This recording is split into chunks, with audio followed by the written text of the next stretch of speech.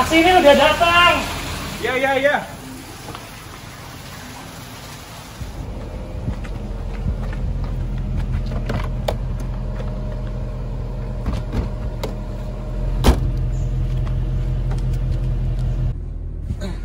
Selamat siang, Pak. Siang, Pak. Terminal 3 ya, Pak. Cepat, saya buru-buru. Sedia, Pak.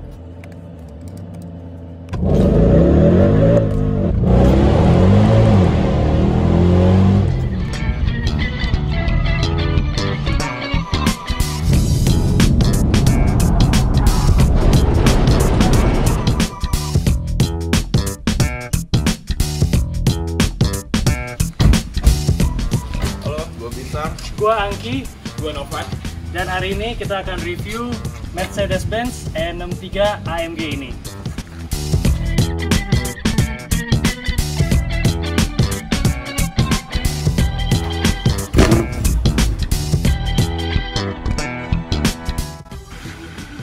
Oke, ini mobilnya Mercedes-Benz E63 tahun 2010 dengan mesin 6200 cc. Untuk perbedaan dari eksteriornya, yang paling signifikan antara AMG model dan AMG pack adalah di bumper depannya. Bumper depan di AMG model itu lebih keluar, dan untuk di fog lampnya dia di atas, sedangkan kalau untuk di AMG pack atau W212 biasa yang non AMG model itu di tengah atau di bawah.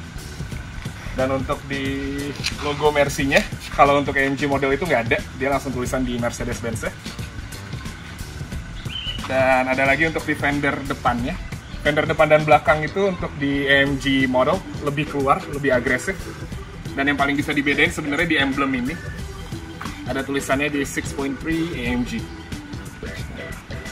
Untuk fender belakangnya juga berbeda, lebih agresif, lebih keluar daripada yang AMG pack. Oke, kalau untuk di belakangnya ini tambahan ductile karbonnya.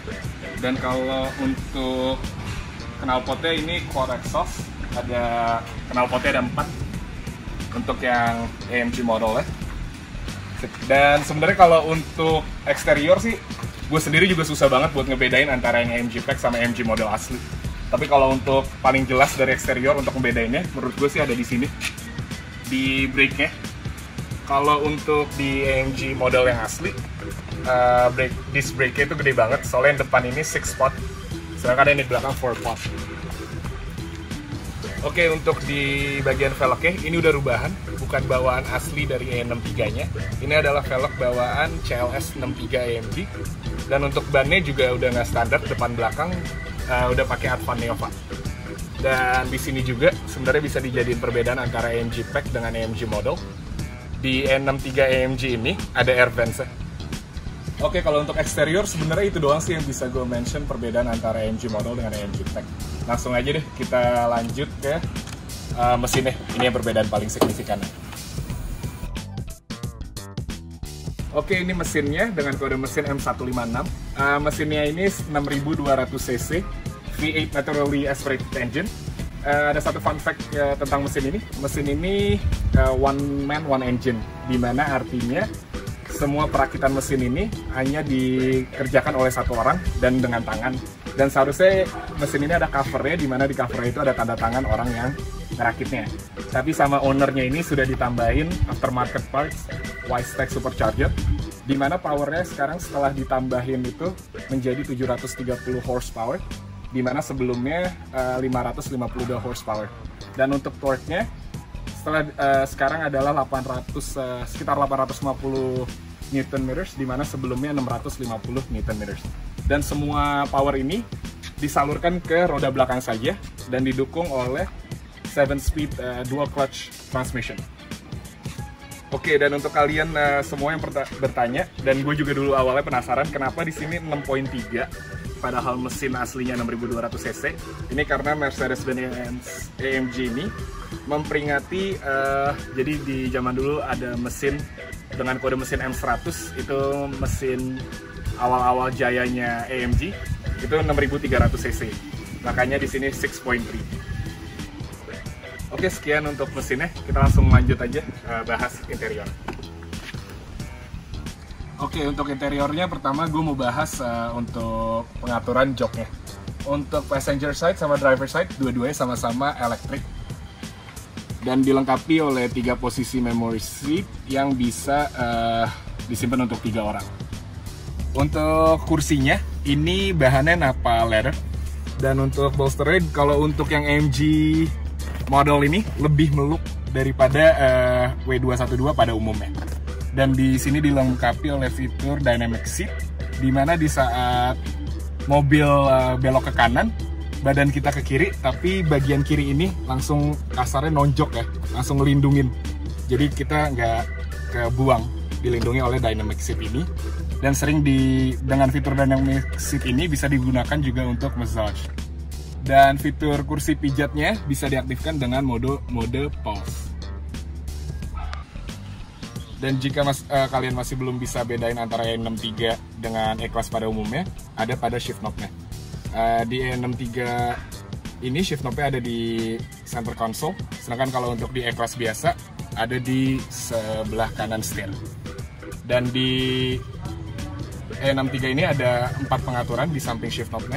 Di paling atas ada untuk pengaturan transmisi, di mana bisa dirubah menjadi comfort, sport, sport plus, dan manual. Dan di bawahnya transmisi ada untuk pengaturan ESP-nya, bisa dirubah menjadi sport atau di-off-kan. Dan ada juga untuk pengaturan suspension-nya. Dan ada juga tombol AMG, di mana sekali pencet tombol AMG ini semuanya langsung berubah ke mode paling agresif. Dan yang bisa membedakan antara E63 dengan E-Class biasa adalah di gauge clusternya, di mana di gauge cluster E63 ada tulisan AMG dan 6.3 V8. Oke, dan kita sekarang udah di cabin bagian belakang, dan untuk di cabin bagian belakangnya juga ada pengaturan untuk climate controlnya, di mana bisa mengatur fan speed dan temperature-nya juga. Dan di sini ada handrest, dilengkapi oleh storage dan juga cup holder. Dan untuk di kursi bagian belakang dilengkapi oleh sunshade, masih manual, tapi di belakangnya sudah elektrik. Dan mobil ini juga dilengkapi oleh panoramic sunroof. Itu seputar interior dan eksterior yang bisa gue sampaikan. Untuk driving impressionnya akan gue serahin ke Angki dan Bintang. Oke, kita cobain aja yuk.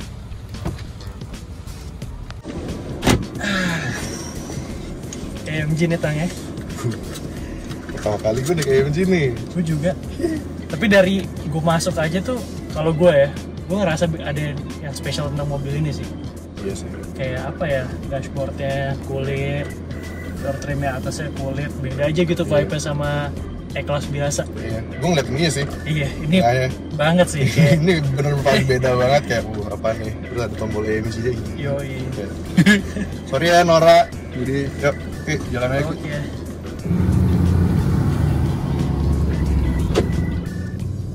Suaranya enak banget ya di mobil ya. Parah. Ini apalagi yang mesin 62 tuh suaranya jauh lebih teriak dibandingin yang 55 twin turbo sih. Iyalah, masih NA keluar semua suaranya. Yoi. Ini keluar komplek aja belum, gue udah kesenengan Ki. Gimana ntar ya? Dan surprisingly tuh ya, lewat polisi tidur, menurut gue ride-nya masih empuk banget. Iya, iya sih. Nggak terasa sports car juga, soalnya sama sekali sports car sih. Emang sedannya Mercy, sedan besar gitu. Masih tetap, tapi powernya yoi gede banget. Dan emang basicnya mobil gede ya, jadi kayak emang spacious, nggak sempit, longgar banget, semuanya empuk, semuanya nice to touch. Nice, gitu iya makanya. Dan ini kalau gue pribadi ya, gue bilang ride-nya lebih nice daripada E-Class biasa. Lebih empuk. Menurut gue sedikit lebih empuk. Apa mungkin karena magnetic ride, air suspension ya, ini yang belakang ya. Mungkin. Air suspension yang belakang ya, jadi menurut gue rasanya lebih enak aja jauh. Dan kalau dibawa belok pun lebih nggak limbung. Itu di comfort mode apa di? Ini sekarang gue masih comfort. Masih di comfort. Nah. Oke, kita udah di jalan raya. Bisa kali gas dikit. Gas dikit kali ya. Ini gue masukin. Mode-nya ada apa ya nih? Mode-nya ada comfort, sport, sport plus sama manual. Ini gue masukin gearbox-nya ke mode manual kali ya. Ya. Suspensinya gue masukin plus. Paling keras. Traction control-nya matiin kali lucu ya. Iya. Gigi 1.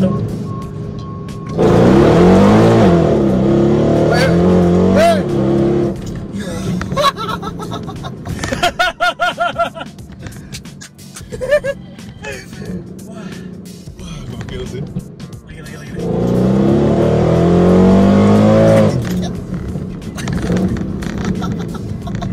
Oke, ini mobil kencang. Dada gue gemetaran cuy. Waduh. Wah, gila. Nih, giliran masukin suspensi yang paling keras langsung mantul-mantul ya. Iya. Langsung kerasa banget kerasnya. kerasa banget. Sekarang gimana kalau mobilnya kita coba bawa ke tol ya Tangga? Kita Boleh coba. banget. Gue bang ikut. Nah, oke nih, kita udah di tol. Gua sekarang mau coba Ngegas dikit lah. ngegas dikit kali ya.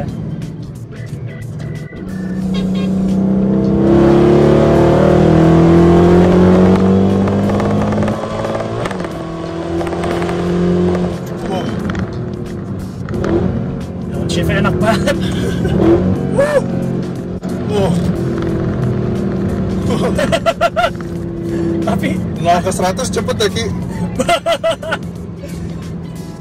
gue ngerasa pas udah di 80 km Pas per di jam 80 Nah, itu 80 masih kerasa tuh aman gitu. Kayak nggak rasanya kayak lu naik mobil modifan yang apa ya, misalnya kayak gue naik WRX STI atau naik Evo gitu. Rasanya tuh serem lari Iya, 80 gitu. iya. Serem rasanya, kayak apa ya, rasanya mobilnya ngelayang, rasanya tuh nggak safe aja dalam. Tapi ini tuh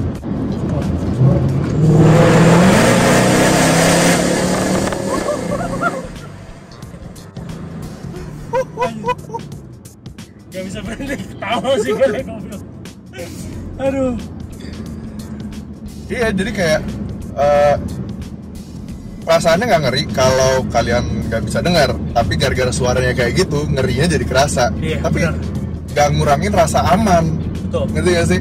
Jadi kayak kalau misalnya naik mobil kayak Evo, kayak yang apa STI, ya, performance car yang nggak mikirin comfort sama sekali, itu tuh ngeri, jadi lepas kendali atau gimana. Kalau ini rasanya kayak masih naik Mercedes. Bener banget. Kayak naik Mercedes tapi lo larinya tiba-tiba 80 ya. Tiba-tiba 80 gitu. Iya. Kayak langsung tiba-tiba 80. Wah, ini sesuatu banget sih. Coba ya, ini kan kita udah sampai 80 km per jam nih. Gue masukin comfort kali ya. Comfort, Tapi suspensinya comfort. Dampernya tadi di di sport sih agak pas nggak ada enak menurut gua. Iya, pas ada sambungan kayak gitu gitu kerasa kerasa sih banget. lebih cedak-cedak. Tapi selain itu nggak kerasa apa-apa sih, kayak naik mobil biasa aja. Nah ini sekarang dampernya udah gue taruh di comfort ya Tang. Nah, Beda banget ya rasanya mobil. Lain. Bener, kayak beda aja gitu. Kayak mobil yang beda. Rasanya langsung ride-nya saddle, iya, rada. langsung jadi kayak E250. Iya, enakan ini kalau gue bilang. Ride-nya, mata Iya. gue ditutup, gue ditaruh sini. Ride-nya Kuping enakan lo ini. disumbet. Iya, ride-nya enakan ini. Sumpah. 250. Terus tadi gearboxnya gimana kira rasanya? Cepet sih, cukup cepet. Seperti apa ya, ya kayak dual clutch transmission zaman sekarang. Dia rasanya cukup modern. Cuman agak harsh aja menurut gua, agak sedikit kasar aja, lebih kasar. Lebih nonjok gitu Iya, ya. dibandingin kayak misalnya PDK-nya Porsche itu kayak gua rasa lebih halus aja. Biarpun mereka shift-nya lebih cepet, ini ya karena 2010 nggak bisa bohong lah. Udah teknologinya sedikit ketinggalan untuk dual Iya. clutch ya. Cuman menurut gua masih, dan menambah apa ya, malah menambah drama aja menurut gua. Jadi Iya. kayak low shift tuh kerasa, dan downshift-nya menurut gua agresif banget sih. Downshift-nya gak agresif banget sih. Downshift-nya agresif banget, nge-kick RPM-nya tuh bener-bener tinggi Ngeblip banget, ya. ngeblip-nya nih. Coba ya, misalnya coba downshift, Iya, agresif banget. agresif banget.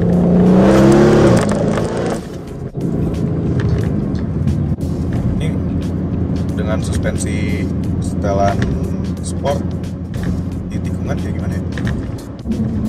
Nah, ini di depan ada tikungan nih. Kita cobain. Berat banget deh.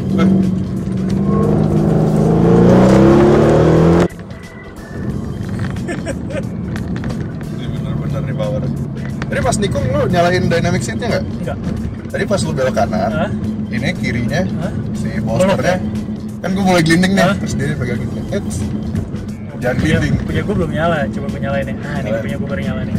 Ya, Mercedes semua dipikirin, orang gelindingnya dipikirin. Yoi, bener-bener over-engineered banget ini mobil. Dan udah di sport class pun suspensinya ya, menurut gue masih lebih enak dari kebanyakan coilover nggak sih? Lo setuju nggak? Iya, kalau dibanding coilover ya. Iya. Coba kita balik ke Nah ini lo, kalian sambungan tadi sih kalian agak terasa. kalian lihat bedanya nih, ini jalan semen bawahnya. Kurang lebih kayak gini, ini di kita sport class. masukin comfort. Beda banget. Kameranya langsung gak goyang boy. Iya. Terus yang apa dia 63 ada seatnya juga. Ini hari panas banget. Tadi masuk gue nyalain si apa cool seats-nya. Pendingin kursi ya. Kursi ya banget. Punggung tuh aduh. Kalau lo dari sisi passenger ya, passenger point of view, ngerasa nih mobil gimana? Misalnya lo orang yang nggak ngerti mobil sama sekali, gue jemput naik mobil ini gitu. Iya. Impression lo gimana? Awal gue masuk sih kalau misalnya gue nggak ngerti mobil sama sekali kayak gitu, lu datang naik ini, gue naik ini. Menurut gue ini sama aja kayak taksi. Oh ya. Taksi yang hitam ya. Iyalah bentuknya dari luar sebenarnya ya 11-12 lah. Kalau diperhatiin dengan mata jeli sih banyak banget perbedaannya sama yang kelas biasa. Menurut gue ini benar-benar kalau misalnya lu punya uang banyak tapi lu tinggal di apartemen yang dapat satu parking space, ini sih salah satunya ini. Ini dan kelasnya lah menurut gue. Segmen mobil kelas ini tuh oke banget. Ini M5, RS6 cukup gede, cukup lapang lah, space di dalamnya.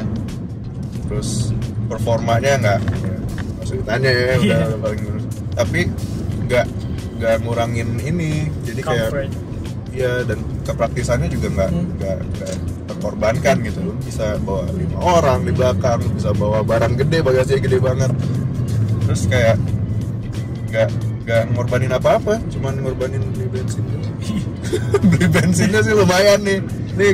Ini consumption-nya berapa Ki? Coba kita lihat ya. 6200 cc V8 supercharge. From start 32 liter per 100 km. Lo ada apa nggak? Nih, 1:3 kurang lebih. 1:3. 1 liter 3 kilo. Cuman itu dengan, tapi tadi kita dibilang geber-geber banget juga enggak sih ya? Iya Tadi sih. kita masuk tol ya sekali ngegas, cuman nggak yang spirited driving dari awal start sampai sekarang gitu, enggak. Jalan juga cuman sampai 80 kan. Terus ya 1:3 enggak sih, tetap boros sih. Enggak ada alasan 1:3 boros. Kalau menurut lo nih Tang, ini mobil, kalau menurut gua kan mobil hampir sempurna gitu. Menurut lo mobil ini compromise-nya tuh apa? Bensin. Hah? 2, menurut gue ya, kalau gue sendiri nih beli E63 AMG generasi ini, gue nggak masang supercharger sih. Gue biarin aja 6200 NA natural aspirated. Kenapa lo milih kayak gitu? Soalnya kalau gue berpegang kepada filosofi di mana keluaran pabrikan tuh udah terbaik ya. Apalagi mobil Jerman, mobil Eropa itu semuanya udah dites, semuanya durabilitasnya udah dites, semuanya lah, semua faktor misalnya, dan dapat dengan warranty pas beli. Ya mungkin pas beli secondnya sih udah nggak warranty, tapi ya itu dia emang kayak ngeri kan. Kalau apalagi mobil udah nggak warranty, kita nggak mau lah ada reliability issues. Jadi menurut gua terbaik biarin aja NA. Soalnya juga menurut gua NA nya 552 horsepower itu udah banyak banget, itu udah kenceng banget. Gua nggak pernah punya mobil powernya segitu gede, gua nggak pernah. Dan menurut gua itu sangat cukup lah. Dan misalnya tanpa supercharger, menurut gua teori logis aja ya, bensin bakal lebih irit. Jadi win-win lah, soalnya gua nggak perlu 700 HP buat kemana-mana. Tapi it's nice to have. Memang On your disposal. Memang kalau ada uangnya sih terserah ya kan, kayak mau pakai supercharger, lo mau pasang roket di belakang juga silakan. Tapi kalau gua dengan otak mikirin dengan mikirin apa financial issues-nya, gua mendingan NA. bawaan factory aja, bawaan pabrik. Paling kalau emang mau di Cun Yo, iya. paling ya biasa lah ganti velg buat styling, terus ya mungkin apalah yang ringan-ringan aja lah, yang bisa di handle sendiri. Misalnya ada kenapa masih manageable kalau menurut gue itu. Tapi kalau menurut gue versi paling sempurna dari E63 W212 itu yang 5500 by turbo. Itu. Menurut gue itu the one to get. Yes, Biarpun harganya agak jauh ya dibanding sini ya. Jauh sih. Secondnya aja sekarang masih jauh banget. Nah itu dapat dua-duanya yang gue bilang tadi, reliability itu keluar dari factory dan mesinnya lebih kecil tapi turbo. Jadi torque power bandnya supercharger tadi yang baru digas langsung dapat boost, torsinya tinggi dan dapat karakter itu. Jadi lu nggak usah geber sampai 7000 rpm buat baru kencang. Itu enak banget sih pasti yang 5500. Dan itu mesin lu cancin cun. Wah. Kalau emang lu mau cancin cun itu. Wah. Itu nggak usah nambah apa-apa lagi, cuman software update doang. Tadinya 580-an horsepower, 570 80 bisa langsung ke 600 gampang, nggak usah 600 700 800 HP itu gampang, cuma pakai software, nggak usah bolt on hardware apa supercharger lagi, nggak usah. Cuman paling software sama paling bolt on beberapa parts kayak downpipe, downpipe gitu-gitu doang ya, simpel. Wah gitu sih. Tapi ini karena kita lagi ngomongin yang ini gue suka banget. Gue juga sih, gue setuju. Ini gue suka, benar-benar suka banget. Oke, gue mau nanya nih. Apa tuh? Ini pertanyaan tentang ini mobil yang menurut gue paling penting. Lu seneng ini kelihatan kayak Mercy biasa, kayak E-Class biasa, kayak E250 AMG pack biasa, atau lu wish ini kelihatannya lebih beda, kayak jauh lebih agresif, banyak banget yang beda sampai orang ngelihat ini kok kayak E-Class tapi beda banget ya? Kalau gue pribadi, gue lebih suka ini subtle, seperti mobil inilah, nggak kelihatan gitu bedanya. Karena nggak semua orang pengen dilihat gitu. Kalau teori gue ya, ada kalanya lo pengen kayak lo lelo aja, lo kayak ya udah kelihatannya kayak oh it's a nice car, it's a Mercedes, tapi nggak terlihat ada sesuatu yang spesial dari mobil itu gitu. Terus tiba-tiba misalnya lo gas, tapi performance-nya tuh ada gitu. Dan kalau gue misalnya gue pengen mobilnya lebih terlihat gitu ya, gue bakal ngambilnya CLS 63. Oh, udah ada soalnya mobilnya, jadi ya udah kalau lo mau kelihatan subtle, lo nggak mau kelihatan flexen, lo ngambilnya berarti bener-bener gini ya, berarti bener-bener milih aja ya personality. Iya, personality ya udah kayak beda aja, mau kelihatan atau mau sleeper. Oke. Kalau lo gimana? Gue ini ini walaupun gue suka CLS dari desainnya, gue suka banget CLS yang second gen, gue suka banget. Tapi kalau misalnya 63 AMG modelnya, gue jujur gue milih ini, soalnya ya itu nggak kelihatan. Bahkan kalau misalnya gue dari tadi ngandai mimpi mulu. Kalau gue punya ini kayak 63, emblem di belakang gue tulis E200. Lucu aja gitu kan, kayak ya udah bentuknya ya kayak E-Class biasa E200, terus tiba-tiba sebelah lu ada Ferrari lama lewat ya kan, kayak ngegas F430 gitu, atau Gallardo first gen gitu ya. Gue ngegas pakai ini kan lucu ya. Gallardo di salib E200. Ya, itu taste orang-orang berbeda. Tapi misalnya nih, lo misalnya punya duit 700 jutaan gitu, 700 juta you wanna spend on a car, lo pilih E400 yang W212 facelift atau pilih E63 yang 6200 kayak gini? E63 gue gak pakai mikir. E63 kenapa? Jadi menurut gue ini sesuatu yang spesial banget buat punya Mercedes AMG gitu. Itu sesuatu yang next level lah daripada punya E-Class, walaupun E-Class yang paling tinggi E400. Dan gue setuju juga sih. Dan kalau misalnya bicara duit 700 juta, menurut gue tuh jumlah uang yang banyak. Dan kalau misalnya gue mau beli mobil dengan jumlah uang yang banyak, gue pasti bakal kepikiran juga nanti tuh mobil gue jual lagi harganya Iya, bagaimana, ya betul, kan? betul. Kalau ini gue jamin 100% pasti jauh lebih nahan dibanding M400. M400 ya. M400 nanti bakal ada masanya tuh mobil turun 300 juta. Iya. Kalau ini kayaknya enggak, gue rasa Ini enggak, ini Nah, terlalu bagus untuk jadi 300 Yes. juta. Walaupun udah umurnya udah nanti 20 tinggi. tahun, Ah, 30 tahun menurut gua masih terlalu ya. bagus untuk 300 juta. Bagi nanti next gen udah mulai elektrik, udah mulai hybrid. Langka nih Iya, mesin-mesin betul, gede 6200 NA, gitu. yes. Wah, jarang. Ini mobil, ini mesin yang paling gede yang pernah masuk di E-Class nggak sih? Sasis E-Class dalam seluruh generasinya. Kayaknya iya ya. Iya ya? Kayaknya gue nggak pernah dengar ikhlas masukin V12. Nggak ada kan ya? Nggak pernah ya?